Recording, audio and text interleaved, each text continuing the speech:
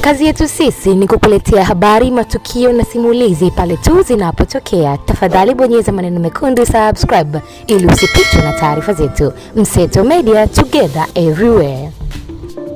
Mwenyekiti wa Chama cha Demokrasia na Maendeleo Chadema Tundu Lissu, licha ya kuendelea kusalia gerezani, lakini mchango wake mkubwa umeendelea kutambulika ulimwenguni kote. Hii leo jina la Tundu Lissu limependekezwa katika kuwania tuzo ya Nobel, tuzo yenye heshima kubwa zaidi ulimwenguni kwa mwaka 2026. Tundu Lissu anaendelea kusalia gerezani katika kesi zake zinazomkabili, ikiwemo kesi ya uhaini ambayo haina dhamana, na kesi hiyo kama mhusika wake kutwa na hatia, basi hukumu yake ni kunyongwa. Tundu Lissu anaendelea kusalia gerezani kufuatia vizuizi hivyo dhidi ya kesi yake, lakini licha ya kuendelea kusalia gerezani zaidi ya siku 260, lakini Tundu Lissu mchango wake mkubwa umeendelea kuthaminiwa ulimwenguni, ambapo sasa jina lake ni moja kati ya majina ambayo kwa mwaka 2026 yanaenda kuwania tuzo ya amani ya Nobel. Mvumbuzi kutoka nchini Sweden Alfred Nobel, ambaye alizaliwa mnamo mwaka 1833 na kufariki mwaka 1896, alianzisha tuzo hizi katika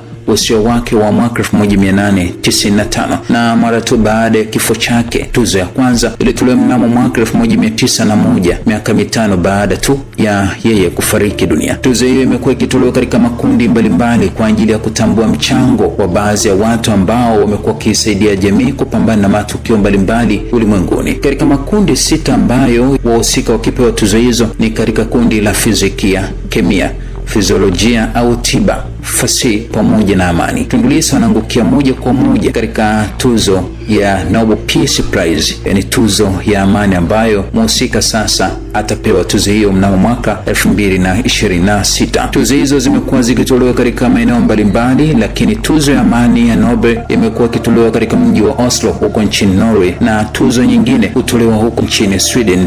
Hakikisha umesubscribe, comment, like na kushare. Mseto Media, we connect everywhere.